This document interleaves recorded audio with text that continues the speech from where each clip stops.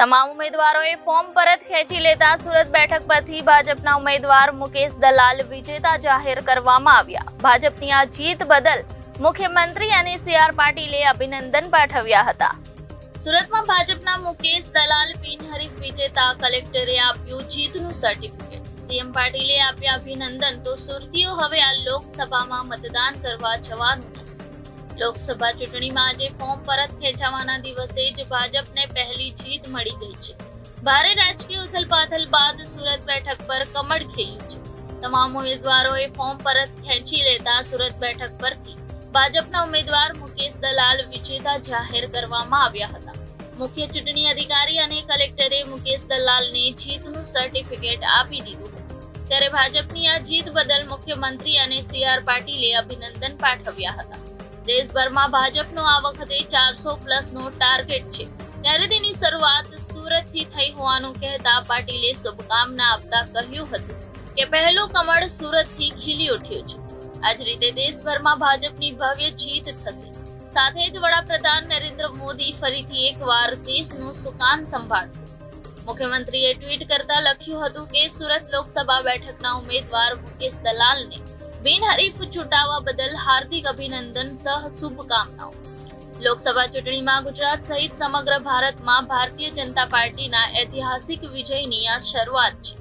ગુજરાતમાં તમામ 26 બેઠક પર ભાજપાના પ્રચંડ વિજય સાથે કમળ ખીલવાનું અને માનનીય મોદીજીના નેતૃત્વમાં અબકી બાર 400 પારનો સંકલ્પ સાકાર થવાનો આ સ્પષ્ટ સંકેત છે।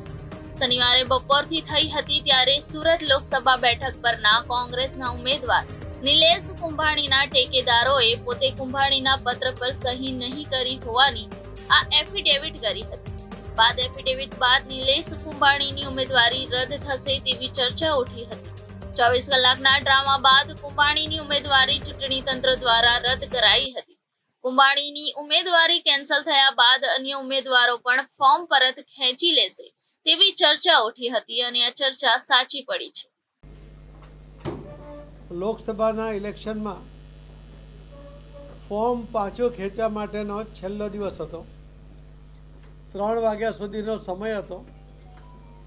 કોંગ્રેસ પાર્ટીના ઉમેદવાર અને એમના ડમી ઉમેદવાર એ બંનેના ફોર્મ રદ થયા હતા।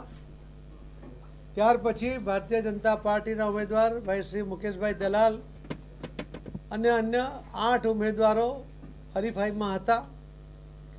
એ 8 ઉમેદવારોએ કેટલીક પાર્ટીના કેટલાક અપક્ષ ઉમેદવારો હતા, એમણે આજે પોતાનો ઉમેદવારી પાછી ખેંચી લેવાને કારણે સુરત કલેક્ટરશ્રી દ્વારા શ્રી મુકેશભાઈ દલાલ જે 24 સુરત લોકસભાના ઉમેદવાર હતા એમને બિનહરીફ ચૂંટાયેલા જાહેર કર્યા છે।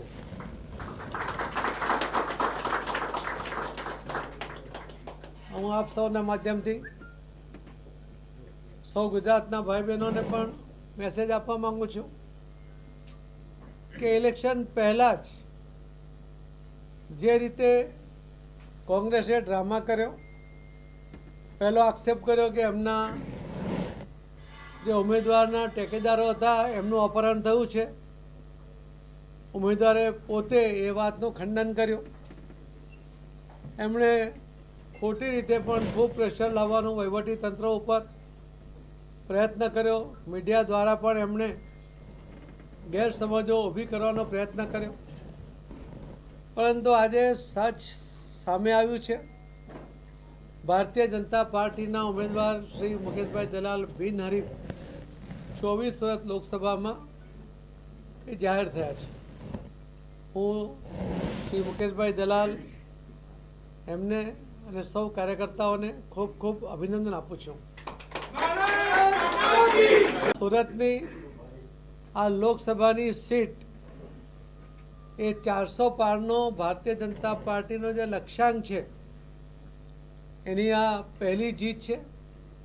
અમે આ જીત આદરણીય શ્રી નરેન્દ્રભાઈ મોદી સાહેબને અર્પણ કરીએ છીએ અને એની સાથે સાથે અમે વિશ્વાસ પણ અપાવીએ છીએ કે અમે સુરત લોકસભાના સીટ સિવાયની બીજી જે 25 સીટો છે એ પણ અમે જીતીને ગુજરાતના કુલ મળીને 26 કમળ એ મોદી સાહેબને અર્પણ કરવાનો છે. ગુજરાતના સૌ ભાઈ બહેનો એમનું જે સમર્થન ભારતીય જનતા પાર્ટીને પ્રાપ્ત થાય છે એના કારણે ભારતીય જનતા પાર્ટીના કાર્યકર્તાઓ પણ ઉત્સાહમાં છે. મોદી સાહેબમાં અનેરો વિશ્વાસ એમનો છે. મોદી સાહેબને ગેરંટીમાં ગુજરાતના અને દેશના સૌ મતદાતા ભાઈ બહેનોને વિશ્વાસ છે. મોદી સાહેબે મુખ્યમંત્રી તરીકે ગુજરાત મોડલ ઊભું કર્યા પછી આ એક દેશનું પણ મોડલ લોકો સામે મૂક્યું છે કે વિકાસ શું હોઈ શકે, સર્વાંગી વિકાસની વ્યાખ્યા શું હોઈ શકે. સમાજમાં ભાગલા પાડવાને બદલે સૌનો સાથ સૌનો વિકાસ એવા સૂત્ર સાથે મોદી સાહેબ જ્યારે આ દેશનું ઇલેક્શન લડી રહ્યા છે ત્યારે જે જબરદસ્ત સમર્થન મોદી સાહેબને અને ભારતીય જનતા પાર્ટીને મળી રહ્યું છે એ દિવાલ ઉપર લખાયેલું સ્પષ્ટ વંચાય છે કે 2024ના લોકસભાના ઇલેક્શનમાં આ વખતે 405નો લક્ષ્યાંક એ સહજતાથી એ પૂરો કરી શકીશું એવો મને વિશ્વાસ છે. હું ફરીથી સૌ ભાઈ બહેનોને અને જેમણે આમાં સમર્થન આપવા માટે પ્રયત્ન કર્યો છે એમને ખૂબ ખૂબ એમનો આભાર માનું છું. ભારતીય જનતા પાર્ટીના સૌ આગેવાનો એમને પણ ખૂબ અભિનંદન આપું છું. અને આ પહેલું કમળનું ફૂલ મોદી સાહેબને આપતા ખૂબ ખૂબ ધન્યતા અનુભવું છું. મને વિશ્વાસ છે કે ભાઈ શ્રી મુકેશભાઈ દલાલ 4 વખત સ્ટેન્ડિંગ કમિટી ચેરમેન રહ્યા છે, 3 ટર્મ કોર્પોરેટર રહ્યા છે.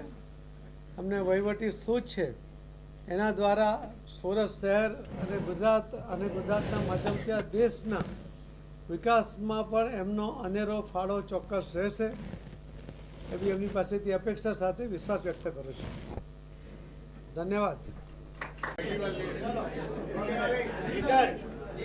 24 सूरत लोकसभा में आज मुझे निर्विवादित विजय घोषित किया गया है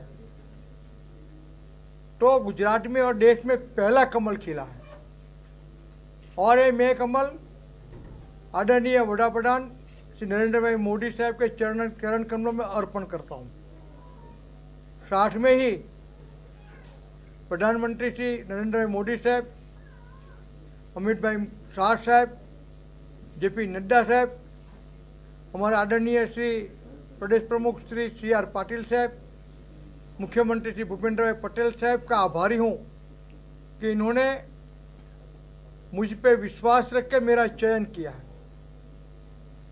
आज मुझे जो निर्विवादित विजय घोषित किया गया है वो इंडिकेट कर रहा है कि पूरे भारत देश में मोदी साहब ने जो 400 पार का लक्ष्यांक रखा है वो दिशा में पहला कदम है और भारतीय जनता पार्टी NDA निश्चितपणे ये लक्ष्यांक सिद्ध करेगा और जो पूर्ण बहुमत की 2/3 से ज़्यादा बहुमत वाली सरकार जो आगे बनने जा रही है तो उस दिशा में पहला कदम है. आभार, धन्यवाद. એક તરફ 400 પાર, બીજી તરફ લોકશાહીની વાતો, પરંતુ સુરતમાં અને ખાસ કરીને ગુજરાતમાં કદાચ પહેલીવાર એવું થયું છે કે લોકસભા ઇલેક્શનમાં આ રીતની ચૂંટણીમાં જે અલગ અલગ નાટકો બાદ નાટક આવી અને આખરે ભાજપના ઉમેદવાર મુકેશ દલાલની જીત જાહેર કરાઈ. અને જે પ્રમાણે હાઈ વોલ્ટેજ ડ્રામા ચાલે ત્યારે આપણે કેટલાક લોકો સાથે વાત કરીશું. શું કહેશો દિનેશભાઈ, તમે આ લોકશાહીને સુરતની સિસ્ટમને કઈ રીતે જોઈ રહ્યા છો? આજે આપણે જે અત્યારે જોઈ રહ્યા છીએ ભારતીય જનતા પાર્ટીના મુકેશભાઈ દલાલને જે રીતે વિજેતા ઘોષિત કર્યા છે એની અંદર ક્યાંક ને ક્યાંક લોકશાહીની ઢબે તાનાશાહીની ઝલક જોવા મળી છે. જેમ કે પહેલાં કોંગ્રેસ પાર્ટીના ઉમેદવારના ટેકેદારોને ડરાવી ધમકાવી અને એફિડેવિટ રજૂ કરે છે કલેક્ટરમાં, અને એમનું ફોર્મ કેન્સલ કરે છે. ત્યારબાદ જે 8 ફોર્મ મંજૂર થયેલા હતા એ અલગ અલગ પાર્ટીના તેમજ અપક્ષ ઉમેદવારો પાસેથી એન પેન પ્રકારે 3 વાગ્યા સુધીમાં ફોર્મ પરત ખેંચી લેવામાં આવ્યા અને ત્યારબાદ મુકેશભાઈને વિજેતા ઘોષિત કરવામાં આવ્યા. તો ક્યાંક ને ક્યાંક આ લોકશાહીનું હનન છે. આ રીતે ન ચાલે. જે 5 લાખની લીડથી જીતવાની વાત કરે છે કે દરેક સીટ ઉપર અમે 5 લાખ કરતાં વધારેની લીડથી જીતીએ છીએ. જો હકીકતમાં તમે 5 લાખની લીડથી જીતો છો તો આવા ડ્રામા શા માટે? બિલકુલ ચોક્કસ, બિલકુલ 100 વાતની એક જ વાત કરી કે 5 લાખની લીડના દાવા કરતા હોય છતાં સુરતની અંદર ઇલેક્શન લોકસભાનું આ વખતે નથી થવા. ભારતના ઇતિહાસમાં ને સુરતીઓ માટે ખાસ કરીને ખૂબ જ દુઃખદ ઘટના હું કહી શકું અને કદાચ ખરાબ શબ્દોમાં આનાથી પણ વિશેષ કહું તો આજે આપણે સૌએ લોકશાહીનો બળાત્કાર કરી નાખ્યો. બરાબર છે. તો સૌથી પહેલાં હું માંગણી કરું છું કે આ સમગ્ર ઘટનાની તપાસ સીબીઆઈને સોંપવી જોઈએ. જે કોંગ્રેસનો ઉમેદવાર જ્યાંથી નાટક ચાલુ થયા છે કોંગ્રેસના નિલેશ કુમાણીથી એના ઉપર કેસ થવો જોઈએ, એના ઠેકેદારો ત્રણેય ઉપર કેસ થવો જોઈએ અને ભાજપના કેન્ડિડેટ પર પણ કેસ થવો જોઈએ. તો દૂધનું દૂધ અને પાણીનું પાણી પ્રજા સમક્ષ જલ્દીથી જલ્દી આવે.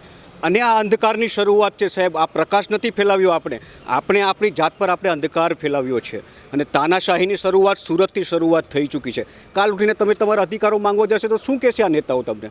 અરે ખુદ આપણી તો હાલત શું છે. પણ એના જ કાર્યકર્તાઓ કાલ ઉઠીને જ્યારે એની પાસે સાહેબ પાસે કોઈ અધિકાર માંગવા જશે ત્યારે એમ કહેશે કે તમારી ક્યાં અમને જરૂર છે, અમે તો ભાઈ વગર ચૂંટણી જીતતા થઈ ગયા છીએ. તો આપણે સૌએ સમજવું પડશે, આનો વિરોધ કરવો પડશે. હું અહીંયા જોઈ રહ્યો છું લાચાર તંત્ર, આપણી લાચાર સિસ્ટમ આ તમાશો જોઈ રહી છે. પોલીસના જવાનો જે ઊભા છે એના ચહેરા પર પણ રોનક નથી.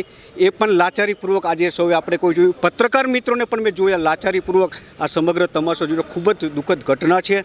આપણે સૌએ સમજવું પડશે.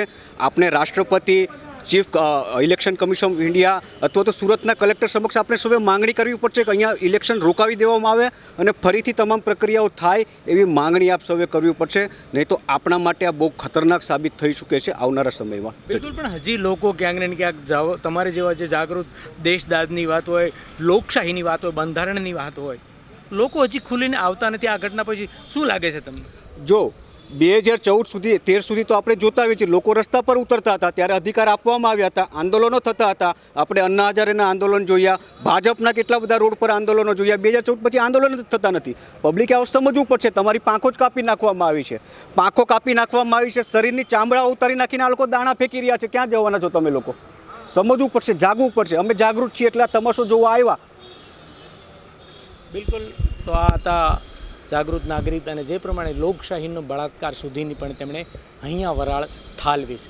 ત્યારે આ લોકશાહીમાં 5 લાખની લીડથી જીતવાના દાવા કરતા લોકો અત્યારે વગર ચૂંટણી જીત જાહેર કરી દેવામાં આવી. સહયોગી પરેશ રાઠોડ સાથે અરવિંદ રાઠોડ, જનાદેશ ન્યૂઝ, સુરત.